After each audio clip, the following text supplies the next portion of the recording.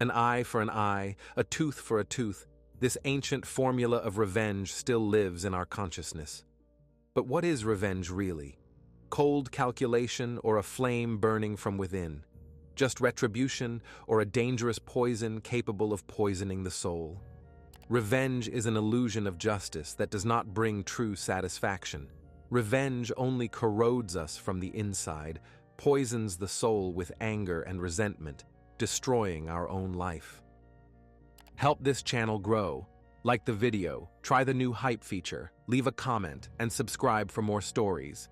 This helps us a lot. Thank you. April 12th, 2008, Glendive, Montana, a place where nothing supernatural ever happened.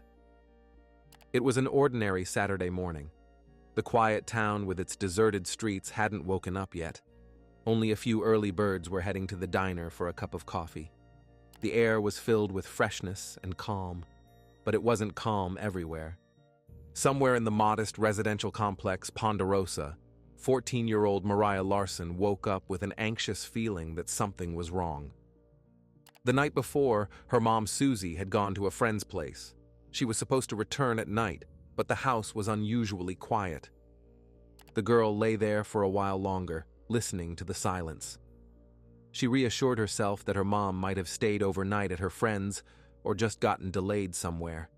But when the clock hand approached 9 in the morning and Susie still hadn't made contact, Mariah got nervous. The girl got up and went to her parents' bedroom to check if maybe her mom had come back late and was still sleeping. The bed was made. It didn't look like anyone had slept there at all. All the things in the room were in their places, just as Susie had left them the day before. Mariah picked up her cell phone and checked the messages. Nothing. Then she dialed her mom's number and listened to the long beeps for a while until the call switched to voicemail. The girl dropped the call and dialed again. The beeps echoed in her head, but no one picked up. "Mom, where are you?" "Mom, please call me back," Mariah repeated in a trembling voice, but there was still no response. Long before becoming the main heroine of a criminal story in a small town, Susan Marie Lyman, whom everyone called Susie, was a bright, energetic girl. She was never shy about being the center of attention. She was born on January 3, 1974, in Montana, and was the youngest of 6 children. She had 5 older brothers and a sister, but even as the smallest, Susie never let anyone push her around. In the tiny town of Circle, Montana, with a population of only about 600, everyone knew the Lyman family because their father, Jack, was a deputy sheriff. They were known and respected. Susie was a fearless girl full of life. As a child, she spoke too loudly, laughed a lot, and got into everything. No matter went by without her involvement. In high school, Susie was an athlete, played music, and excelled in her studies, striving for success in everything. What set her apart from her classmates was one quality. She made people feel needed. Susie could make someone laugh if she noticed they were sad or offer support when sympathy was needed. She had some inner glow and natural warmth that attracted people. She wasn't just liked, she was adored. Impulsive and carefree, always ready for adventures, Susie wasn't reckless. Deep down, she felt like a fearless cowboy. From childhood, the girl often rode horses with her father, fixed fences with him and her brothers, hauled manure, and did all the men's work. Despite her wild, impulsive, unbreakable spirit, Susie had a soft side. She genuinely cared for her family, friends, and eventually her children. After graduating high school in 1992, the girl moved to Billings, Montana to attend business college. She had big plans for life. After earning a degree in medical transcription, Susie worked for 5 years in a nursing home. While still in college, she met Martin Larson. Their romance developed quickly, and soon Susan became pregnant. The family supported the student. In 1993, she and Marty got married in her hometown. It was a grand event attended by a large number of locals. That same year, on October 25th, the couple had a daughter, Mariah, and a little later, a son, Shay. But not all love stories have a happy ending. Over time, the relationship between Susan and Martin deteriorated. The man couldn't find steady work, so his wife had to work 3 different jobs just to make ends meet while also raising the children. This pace of life exhausted Susie so much that she couldn't take it anymore. The outcome was sad. Marty packed his things and left, making no further attempts to see his daughter and son. In this way, he protested his wife's decision. The man didn't even pay child support, leaving his ex-wife to deal with the problems alone. However, this couldn't break the mother who adored her children and was ready to do anything for them. Susan took the kids and moved to Glendive, Montana, a town an hour's drive from her hometown. The woman wasn't going to let a failed marriage ruin her life and decided to start over from scratch. She got a job at a medical center and quickly made friends with her colleagues. Shortly after the move in 1998, Susie met Ted Casey. Ted was 14 years older. He was a ranch owner, a farmer, a hard-working man who loved the quiet lifestyle in Montana. He also worked part-time as a guard at the Glendive City Hall. It was his cowboy image that caught Susan's attention. They had a lot in common. On the day they met, they acted like teenagers, laughing and joking a lot. Then Ted wrote his phone number on Susie's palm. After several phone calls and personal meetings, the man and woman could no longer imagine life without each other. Ted was reliable. With him, Susie felt completely safe. So soon, she moved to the ranch with her children, deciding to create a new family. The couple tied the knot that same year in 1998. Mariah and Shay started calling Ted Dad, since their biological father didn't remember them. Then the family grew by 2 more people. 2 years apart, the couple had 2 daughters, Kiana and Charlie. Susie's family reacted favorably to her new partner. They hoped that the experienced, mature man would be the support that her ex-husband couldn't be. At first, family life went well, but over the years, cracks began to appear in the relationship. The serious adult man wanted to completely tame the young, freedom-loving Susie. It started with small things. First, he forbade her from meeting with friends and didn't want her going out anywhere. Then, he started following her. In November 2007, during a fight in a bar, Ted lost control, poured beer right on his wife's head, and then hit her. That same evening, he was arrested, and he pleaded guilty to domestic violence. This was the last straw for Susie. By then, they had been married for about 10 years, and when Ted's controlling behavior escalated to physical aggression, the woman decided to separate from her husband. Susie moved to the Ponderosa residential complex in the city center, located next to a clothing store, several banks, and a club. The apartments were right above a retail store. This was a more lively part of the city, but it still had the charm of rural life. Glendive was the kind of community where everyone knew each other. Life flowed slower than in a metropolis. Surrounded by open spaces and vast prairies, the Montana town occupied an area of just a few square kilometers. After the move, Susie finally found herself, gradually getting used to life without Ted. At 34, she was starting over for the second time until she suddenly disappeared. It was Friday, April 11th, 2008. Susie was ready for changes. She had recently divorced and was trying to regain her independence after so many years of marriage that now seemed like a trap to her. That evening, she did what many women do when trying to move forward. Susan dropped off her 2 younger daughters, 8-year-old Kiana and 6-year-old Charlie, at their father Ted Casey's house.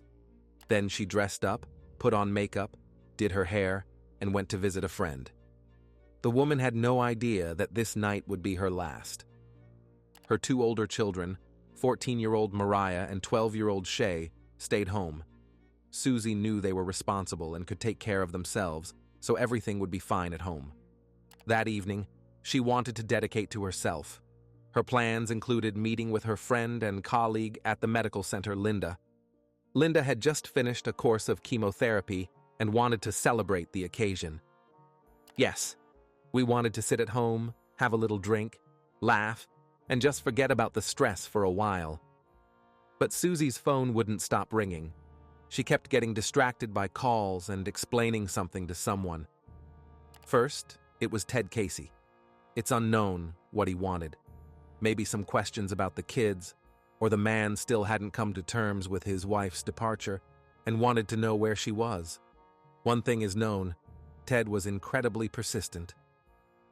After visiting her friend for a bit, Susie left Linda's apartment, and that was the last time she was seen alive, because that night, the woman never returned home and stopped answering calls and messages. Her oldest daughter, Mariah, noticed it first. When the girl's brother Shay came out of his bedroom in the morning and saw his sister anxiously pacing the apartment, he realized something had happened. Mom came into the kids' bedrooms every morning, no matter what time she got home, but now she wasn't there, and her phone was silent. Mariah and Shay took turns leaving one voicemail after another, begging their mom to answer and let them know she was okay. Without waiting for a response, they called their grandmother, who in turn contacted relatives and told them about her daughter's disappearance. The oldest granddaughter was mature, wise beyond her years, and rarely panicked. If she was worried, it meant there was a real problem. Gradually, the information reached Val, the wife of Susan's older brother Rusty. Val and Susie were friends, so the woman understood the situation was serious. First, she tried to call herself and even left a voicemail, still hoping the missing person would turn up and they could all laugh about it together. But the silence on the line brought gloomy thoughts. By evening, an oppressive sense of trouble began to creep in. Val couldn't sit and wait, so she switched to detective mode, hoping to figure out where Susan could have gone. Without wasting time, Val decided to trace her friend's entire path, starting from the previous evening. First, she went to Ted Casey's ranch, Susie's ex-husband. Val thought her friend might have stopped by there late in the evening to pick up Kiana and Charlie, and perhaps decided to stay overnight. As Val drove to the farm, the worst thoughts flooded her mind. Maybe they argued with Ted and something terrible happened. The woman turned around sharply and headed back to town. If that was the case, it wasn't safe for her to show up at the ranch. After calling her niece Mariah, Val learned that Susie had planned to spend the evening at her colleague Linda's. After contacting Linda, she found out that Susan was going on a date and was very excited about the upcoming meeting with a man named Brad Holzer. They had met recently and arranged to meet. Susie was heading into town to see Brad. She left Linda's in the evening around 11 in great spirits, but no one knew who Brad Holzer was. Val talked to her husband, and they went to the police. Usually, authorities don't rush to start searches if an adult disappears, but Glendive was a small town. The police knew Susie and knew that 6 months ago she had a serious altercation with her husband that ended with a probationary sentence for the man. They understood that a mother of 4 couldn't just disappear, especially when her underage son and daughter were waiting for her return at home. First, law enforcement officers checked the missing woman's apartment, hoping to find some clues there. They immediately noticed Susan's black car. The vehicle was still parked in the lot near the house. That meant the woman had returned home for some reason and disappeared after getting out of the car. She was probably planning to go on her date in her own car. Then, going up to the second floor in the residential area, the police inspected the apartment. Inside, it was a mess. That's not surprising when 4 children live in one small space. Shoes were scattered all over the hallway. Dirty dishes stood in the kitchen. Probably no one cleaned up after dinner. Toys and empty food containers were scattered everywhere in the living room. There were no signs of a scuffle or outsiders in the house. The detective's next step was to visit Brad Holzer's house, the man with whom Susie was presumably supposed to meet. It turned out they knew each other from school and had recently, after the woman moved from Ted's ranch, renewed their school romance. So, a police officer, along with Val and her husband Rusty, went to Brad's house, very much hoping to find Susan there. But a completely different woman opened the door, who turned out to be Holzer's wife. This alerted the detective a lot. A married man starts an affair on the side, and then his mistress suddenly disappears. Could the legal wife have something to do with it? Of course, the officer jumped to conclusions a bit. In fact, legally, Brad was still married, as was Susie. But he and his wife were no longer together. They just lived under the same roof, having agreed that they could date other partners. Brad was asked to come to the station for an official interrogation, and he immediately stated that he personally drove Susie home. They met by chance in a bar about 3 weeks ago. Sitting at the bar, the man felt someone pat him on the shoulder. He turned around and saw a smiling Susie right in front of him, who looked exactly like she did many years ago when she was 16 and he was 19. Brad described the evening before Susie's disappearance in detail. He picked her up around 11. The woman was waiting for him near the house because she had just returned from her friends. They got into his car and drove to the riverbank, a secluded spot. For the most part, the lovers just talked, reminiscing about school days and sharing facts from their biographies. They drank a little alcohol, kissed, and then at 5 a.m., Brad drove Susie back. He parked across the street from the Ponderosa apartment building. They kissed a little more, said goodbye, and Susie got out of the car and headed toward the building. She was wearing a white hoodie, and in her hand, she held a black leather jacket and a bra. The woman was heading to the front door, which was about 20 steps away. Brad didn't see Susie go inside. He considered the area safe, so he started the car and drove home to sleep. Brad's wife confirmed that when she returned home from her date that night, her husband was asleep in the room. It was 6 a.m. Brad Holzer's story didn't sound entirely convincing. The trip to a secluded place could just be a cover if someone saw his car there, but Brad himself suspected Ted Casey, her second husband, in Susie's disappearance. Besides the obvious reasons, there was something else. In the morning on the day of the date, April 11, 2008, Brad received a very strange email. An unknown woman named Denise Johnson asked the man how his wife felt about him dating someone else. Holzer assumed that Ted, who still hadn't come to terms with the breakup, sent the letter. Now the authorities had to find Ted Casey. The missing Susie's ex-husband answered the call right away and explained that he had left town for a rodeo and planned to return in a couple of days on Monday. Ted was ready to cooperate and was going to tell everything he was asked. The sudden departure from town also alerted the detectives, but at that moment they couldn't do anything.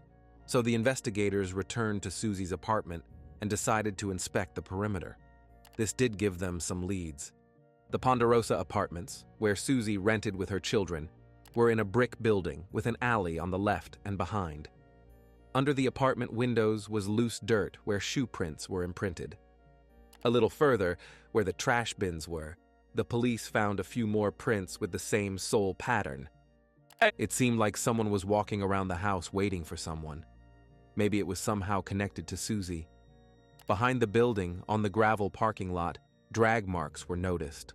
Long, deep furrows in the ground, as if something heavy was being dragged. Brad insisted that he dropped Susie off across the street from the building, and she was about halfway across the street when he left. So did that mean someone else was waiting for her at the entrance? But then where could he have dragged her? To the car? To the trash container? To the river? The trash container was empty. There were no signs of the missing mother of four there. At some point, the detectives realized they were not just searching for a living Susie, but for her body. Everything looked like the woman had become a victim of a crime. But who could have kidnapped her, and for what purpose? If the woman had a jacket and bra in her hands, where did the things go? There were more and more questions, but no answers yet. By the end of the weekend when Susie disappeared, the whole town was involved in massive searches along the interstate highway, stretching from Glendive to Billings. Dozens of volunteers combed the vast territory of Dawson County, while the U.S. National Guard surveyed the area from the air in helicopters. People rode horses, ATVs, even launched boats, and checked the riverbank. Susie's family was barely coping with the misfortune that had befallen them. Her mother and father hardly slept or ate. All they could think about was where their daughter was and if she was safe. They waited by the phone, but no call from Susie came. By Monday, April 14th, the woman had been listed as missing for over 48 hours. Her second husband, Ted Casey, kept his word and showed up at the police station that same day. According to the man, he last saw his ex-wife around 7 p.m. on Friday, April 11th. She promised to pick up the girls the next morning before he left for his shift at City Hall at 6 a.m. Ted, Kiana, and Charlie watched a movie, had dinner, and went to bed. Since Susie didn't show up in the morning, the father took the daughters to his brother, and he went to work. By the way, his route passed near his ex-wife's house. After his shift at City Hall, the man left town for the rodeo. This event was planned in advance. He didn't start worrying about his ex-wife's lateness until the police called and told him she was missing. When asked about the nature of his relationship with his ex-wife and instances of physical violence in the family, Ted explained to the detectives that Susie liked spending time in bars, drinking, and staying there until morning. He didn't approve of that lifestyle. One night, after Susie had too much to drink, a fight broke out between them. Ted was tired of feeling like a babysitter, so he lost his temper and poured a drink on his wife's head to cool her down, then lightly hit her. It was the first time he raised a hand to her. The man didn't approve of his actions and said he regretted the unpleasant incident, but he had already received a year of probation for his offense. Ted categorically denied sending any emails to Susie's new boyfriend, but he did say he received a strange phone call when an unknown person told him that Brad Holzer was sleeping with his wife, then hung up. Ted immediately called Susie back and demanded an explanation. His spouse assured him that she was indeed dating Brad, but since they both weren't officially divorced yet, it was just flirting between them. At the moment, in the investigator's opinion, both men in Susan's life could be involved in her disappearance. The police just didn't have any concrete evidence yet. One thing was clear. Whoever kidnapped her knew where she lived, knew when she was coming home, and managed to intercept her in those few steps between Brad's truck and her apartment door. Days passed, and Susie's children were left without their mother. The two older ones, Mariah and Shay, went to live with Susie's brother Rusty and his wife Val, while the younger girls stayed with their biological father, Ted Casey. It was a difficult period for all of them. To gather more information about the missing woman, the police requested her cell phone records, hoping to find something important there. Susan never parted with her phone, so the device might hold the key to her disappearance. After gaining access, the detectives found numerous calls from concerned family members, friends, and loved ones. The number of calls spiked around the time everyone realized the woman was missing. Such statistics showed how much her loved ones cared for and worried about Susie. They all begged her to come home. However, one number caught the detectives' attention. Calls from this unknown number came 29 times. What was unusual was that the calls started on the night of the 11th, before anyone realized Susan was missing. The phone rang while the lovers were on their date. Apparently, the woman didn't answer. The unknown caller dialed again and again. Between midnight and 5:20 a.m., more than 20 messages were left on voicemail. But since Susie's phone disappeared with her, the detectives couldn't immediately determine who made these calls and what was said in the voicemails. The breakthrough came when the oldest daughter, Mariah, said she knew her mom's password to listen to the messages. With her help, the police gained access to Susan Casey's voicemail. The subscriber they were interested in turned out to be a man. He asked if she had gotten to her friends safely. This was right after midnight, but with each hour, the messages became more desperate and emotional. The unknown person was worried and very nervous about why Susie wasn't picking up. So, who was this man?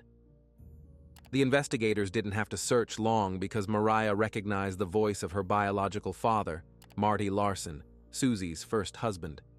But why was he so worried about his ex-wife if they had broken up long ago? According to family and friends, the woman almost never mentioned Marty in conversations since they split. Digging into Larson's past, the detectives found out that the man lived in Billings, Montana. And back in 1998, He was detained by police when he was wandering under the windows of the house where Susie lived with her second husband around 3 a.m. The spouses called the sheriff's office and reported a suspicious person. It turned out to be Martin Larson. The patrol found Marty's car with a rifle in the cabin. The officer called for backup, and in the end, the man was charged with unlawful stalking and disorderly conduct. He was issued a lifetime restraining order prohibiting him from approaching his ex-wife. At the time, Marty was furious that Susie had found someone else and tried to intimidate Ted Casey. It's worth noting that there were no more incidents since then. At least no one reported anything. But why Marty was so persistently trying to call Susie on the day of her disappearance remained a mystery to the police. But it was soon solved. The man was called in for questioning and directly asked what he needed from his ex-wife that night, if they had split more than 10 years ago. Marty explained that about a year ago, his oldest daughter Mariah found him on social media. Susie decided it was time for the kids to meet their real father and resumed communication with her first husband. At first, it was for the sake of the son and daughter, but over time, their relationship grew into something more. Marty said they fell in love again. The ex-spouses talked all year, including the time when Susie was going through her breakup with Ted. It was the conversation with Marty that gave the woman an extra push to leave her second husband. They messaged each other almost every day. And the evening of April 11th, 2008, was no exception. Marty knew Susie was going to visit a friend. He reminded her to be careful and persistently asked her not to drink too much alcohol and not to drive drunk. According to Larson, they had an agreement that she would let him know when she got home. But the time passed midnight, and the woman wasn't responding to messages or picking up the phone. Naturally, Larson got worried. Susie was not only the mother of his 2 children, but also the one with whom he was building future plans. The man even contacted her parents in the middle of the night and said he was concerned. But the father and mother didn't attach much importance to the call because they weren't thrilled about their daughter's communication with her ex-husband. Marty explained to the detectives that he kept calling and leaving messages, and at 3 a.m., he couldn't stand it, got in his car, and drove to Susie's house to personally make sure she was okay. Seeing his ex-wife's car in the parking lot near the house, Larson decided she had returned home. He went up to the apartment and knocked quietly, knowing that Susie's bedroom was closest to the exit. When no one answered the knock, he decided that the woman had overdone it with alcohol and was fast asleep. Calmed down, the man got in his car and returned to Billings, stopping at a gas station on the way. It turns out that all 3 men in Susie's life were near her apartment early in the morning. Her first husband, Marty Larson, with whom she had resumed communication, came to make sure she was okay. Her second husband, Ted Casey, drove by her house on his way to work after dropping the 2 younger children off at his brother's. And her school sweetheart, Brad Holzer, with whom Susie went on the date, said he dropped her off around 5:30 a.m. across the street from the house. So all 3 were there between 3:30 and 5 a.m. Were these men involved in Susie's disappearance, or were they just worried about the woman they loved? The investigators asked Marty for permission to inspect his home and car. He allowed them to do it, even without a search warrant. The first thing they noted was the thoroughly washed car. The man explained that he had recently hit a deer in the middle of the road, so he had to go to the car wash. And indeed, there were still small drops of blood on the front of the car. But was it deer blood, or something much more sinister? They also found a light hair in the car, but it wasn't possible to determine who it belonged to. With Larson's permission, they took a sample from the bloodstains and sent it for analysis. And the man's words were confirmed. It was indeed animal blood. The Wildlife and Parks Department confirmed that a deer was hit that night, so the man wasn't lying. During the interrogation, he behaved calmly, even when they tried to provoke him emotionally. When the detectives left the room, leaving Larson alone, the cameras showed him praying and whispering, "Where are you, Susie?" It seemed that the woman's disappearance worried Marty more than Brad and Ted. During the inspection of Larson's apartment, the investigators found gas station receipts in the kitchen trash bin, confirming his trip, as well as an interesting paper with calculations. It listed prices for a wedding in Vegas. Apparently, Marty was calculating how much money he and Susie would need to get married. There was nothing else in the trash except an empty bottle of toilet cleaner. The investigators found it a bit strange that bathroom household chemicals were in the kitchen bin, so they checked the toilets in the apartment. All the toilets looked like they hadn't been cleaned in a long time. So what did Marty use the cleaner for? Of course, some moments in Larson's story seemed suspicious, but overall his account was confirmed by facts. And again, the police were puzzled about which of the three men could have harmed Susan Casey, or if it was someone fourth about whom nothing was known yet. At that point, they didn't know what had happened to the woman, since neither a living nor a dead Susie had been found yet. On April 21st, just a couple of weeks after the mother of four disappeared, while walking along the Yellowstone riverbank, a fisherman stumbled upon a checkbook. It was lying in the grass and was badly damaged. The book belonged to Susie. The find made the investigation even more intense. The Yellowstone River is a huge, winding one. It's an unpredictable force that carves its way through Montana, carrying away terrible secrets. For 3 weeks, search teams surveyed the riverbanks and bottom near Glendive, hoping to find any trace of Susan Casey.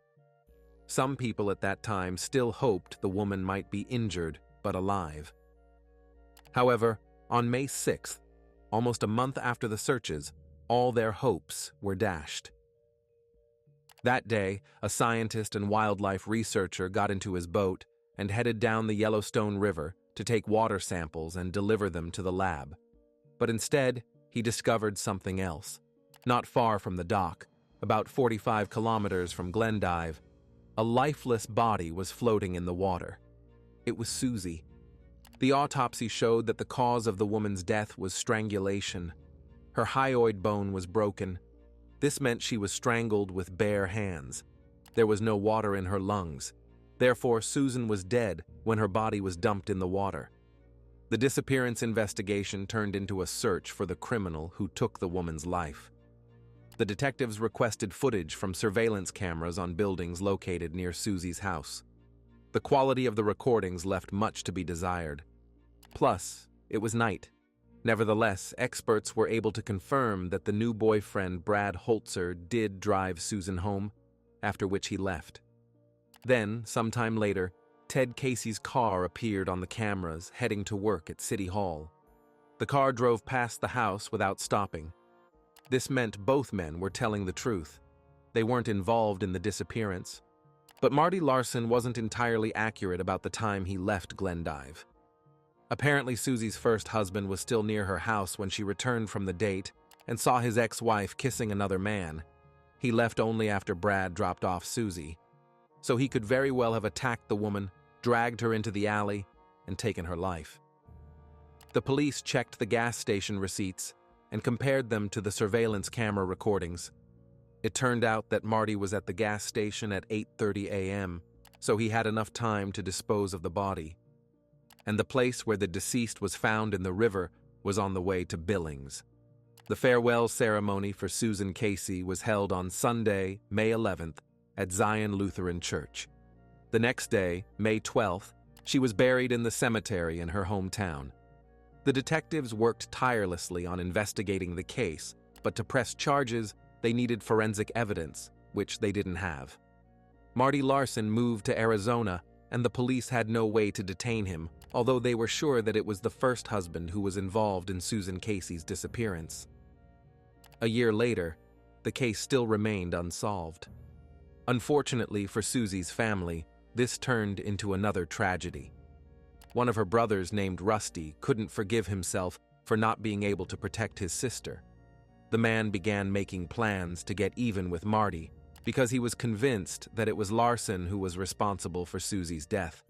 But Rusty wasn't a criminal and couldn't carry out his plan. Because of this, the man fell into depression, divorced his wife Val, and then took his own life. The parents had to bury their youngest son next to their youngest daughter. In February 2012, Susie's case was sent for review, and the new district attorney decided that the circumstantial evidence was enough to charge Martin Larson. Moreover, DNA analysis confirmed that the light hair found earlier in his car belonged to Susie Casey. In February 2012, Marty Larson was arrested and extradited back to Montana. He was charged with premeditated murder. Checking Marty's laptop showed that it was he who sent Ted Casey the email saying that Susie was cheating on him with Brad Holzer, which meant he knew about his ex-wife's affair and wanted to get revenge for his shattered dreams. Susie's family and friends felt hope that justice would finally prevail and they could breathe a sigh of relief. But another tragedy awaited them. Susie's oldest daughter, Mariah, was finishing high school. On May 20th, 2012, she was supposed to receive her diploma. The girl was very worried that her mom wouldn't be able to see this momentous event. But as it turned out, Mariah never got her high school diploma because the night before graduation, the girl got into a car accident, lost control, and died at the scene. In the obituary, only Ted Casey was listed as her father, who raised Susan's daughter as his own. Marty Larson's trial began at the end of March 2013. When he entered the courtroom, everyone gasped because the man had lost 34 kilograms. What caused such a drastic weight loss remains a guess. The prosecution's version was as follows. When Marty and Susan divorced in 1998, the man made it clear he didn't want to part ways. All these years, he continued to follow his ex-wife's life and even attempted to attack her new husband, Ted. In 2007, when Susan and Ted Casey broke up, Marty sincerely believed he had a chance to get her back, but the woman resumed communication only for the children's sake. While Larson hoped they could reconcile forever, his ex-wife felt differently. Marty's dreams shattered when he learned about Susie's relationship with Brad Holzer.